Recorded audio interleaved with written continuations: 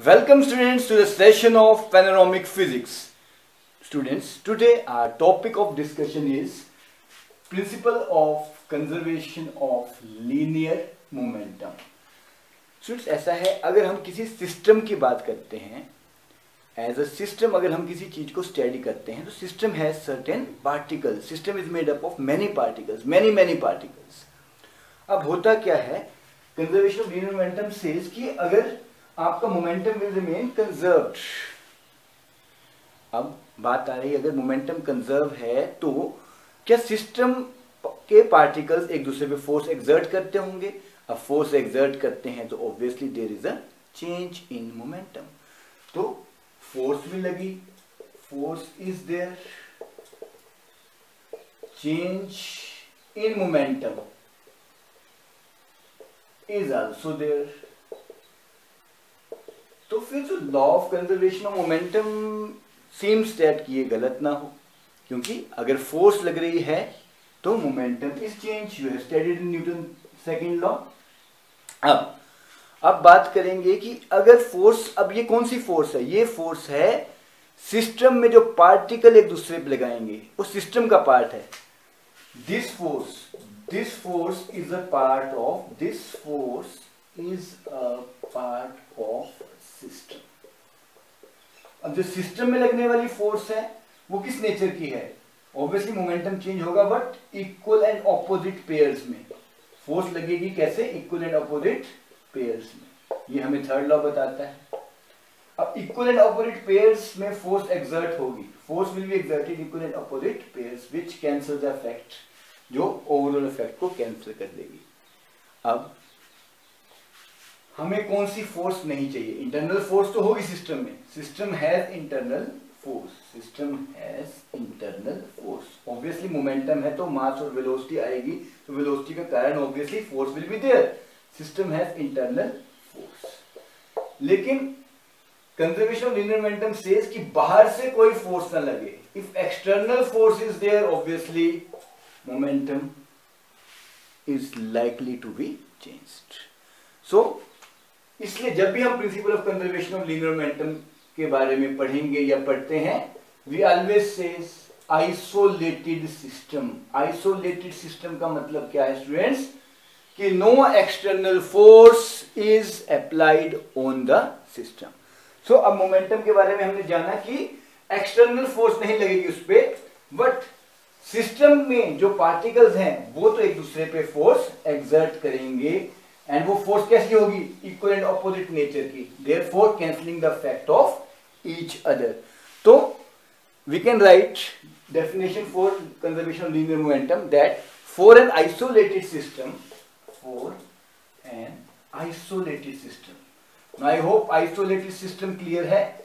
Isolated system का मतलब है नो एक्सटर्नल फोर्स, कोई भी एक्सटर्नल फोर्स इस पर नहीं लग रही है. तो mutual forces between pairs of particle, mutual forces between pairs of particle, वो किस नेचर की होगी, particle in system can cause momentum to change. In system can cause momentum to change. Student ध्यान से देखिएगा, बाहर से कोई फोर्स नहीं लग रही है, no external force, but there is mutual force between pairs of particles in a system which can cause momentum to change, can cause momentum to change in individual particles. What in individual particles, इसमें क्या है, these forces, but these forces are of equal and opposite nature. For each pair equal and opposite force होगी, so the momentum changes cancel in pair. As forces are equal and opposite and occur in pairs, opposite pair, as forces are equal and opposite, you can write occur in pairs, will cancel in pairs and total momentum remain conserved. cancel each other effect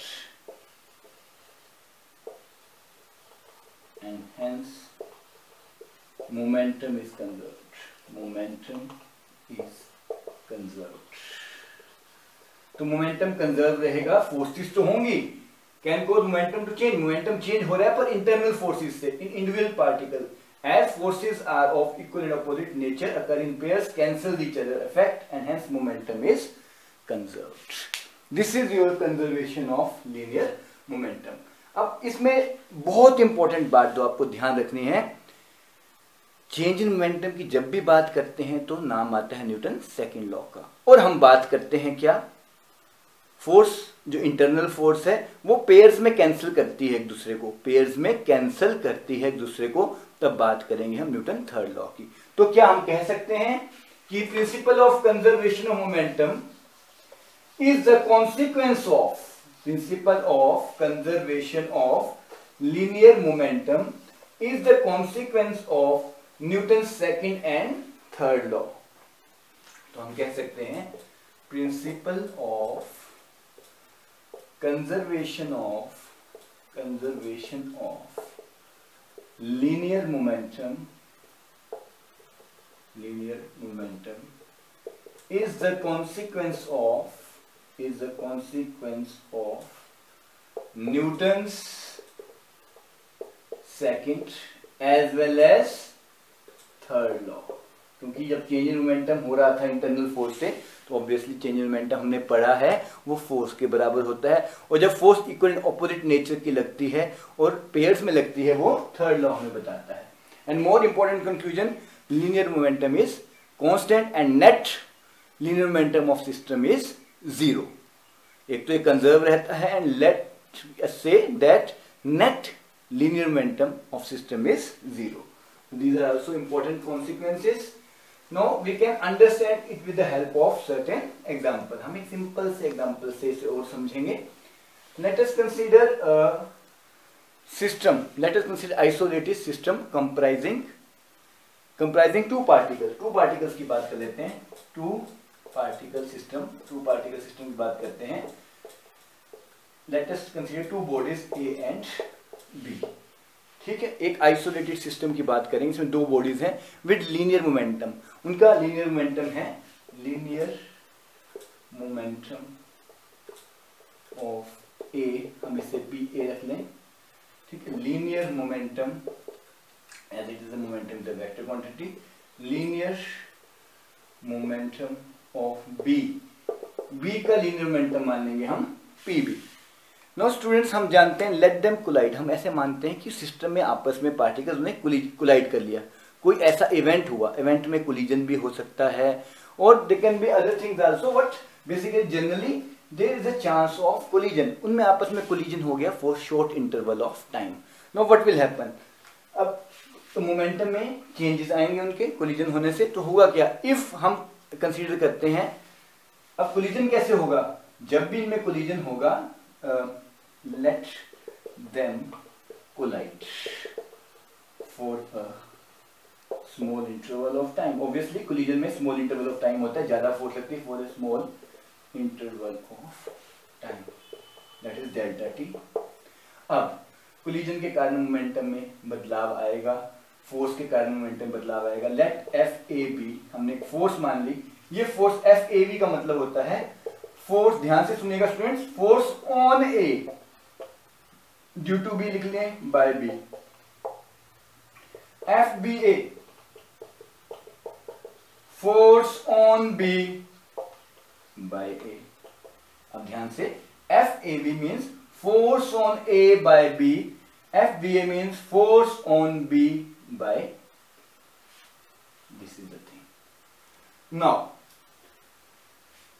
अब ये हमें force पता चल गई, अब change in momentum of A क्या आएगा, अब कोलिजन के बाद के मोमेंटम बदल जाएंगे, linear momentum of A P A था, पी बी था, ये था बिफोर कोलिजन। अब आफ्टर कोलिजन क्या होगा, let it be after collision just try to understand friends, after collision होगा P dash A and for body A, particle A बोल लीजिए, बॉडी ए बोल लीजिए, whatever you like, P dash B for body. अब change in momentum of A क्या आएगा? Obviously force के बराबर आएगा। और ये फोर्स कैसी है? शॉर्ट इंटरवल ऑफ टाइम के लिए है। तो अगर ये force short interval of time के लिए है तो क्या आएगा?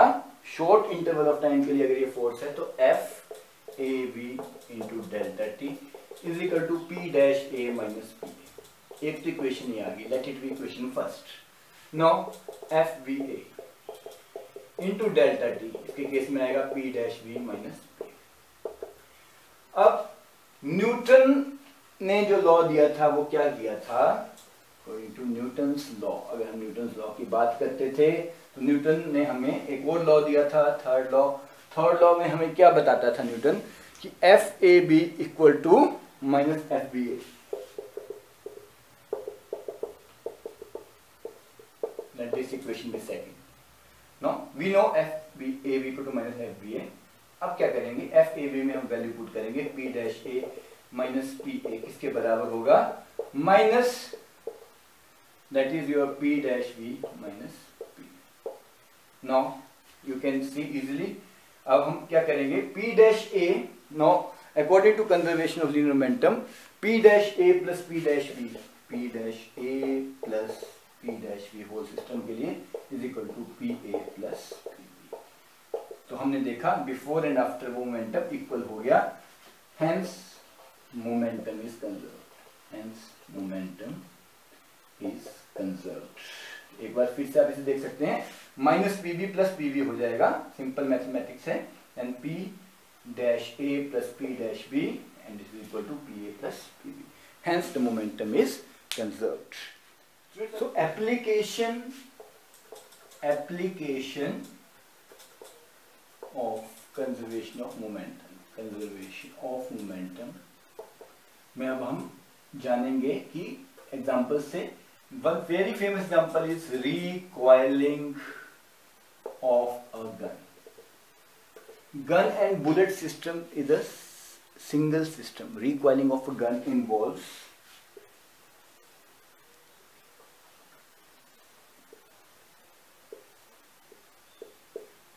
when bullet is fired from a gun, obviously it will acquire some velocity, will be definitely there. v1 is the velocity of bullet, let it be v1, and with velocity which it recoils, मतलब opposite direction में the gun will recoil, bullet will go forward and recoiling backward force लगेगी gun के ऊपर, that is with certain velocity v2. So now let us study it under the principle of conservation of momentum में हमें recoiling of gun basically इसका सबसे अच्छा example है। Let us consider M1. Students remember ये एक सिस्टम है, यहाँ गन पाउडर की हेल्प से, obviously when you press this trigger, gun powder की हेल्प से इसे बाहर की ओर, मतलब bullet will move outwards like that with certain velocity v1. तो यहाँ जो फोर्स है वो है सिस्टम की force, that is internal force.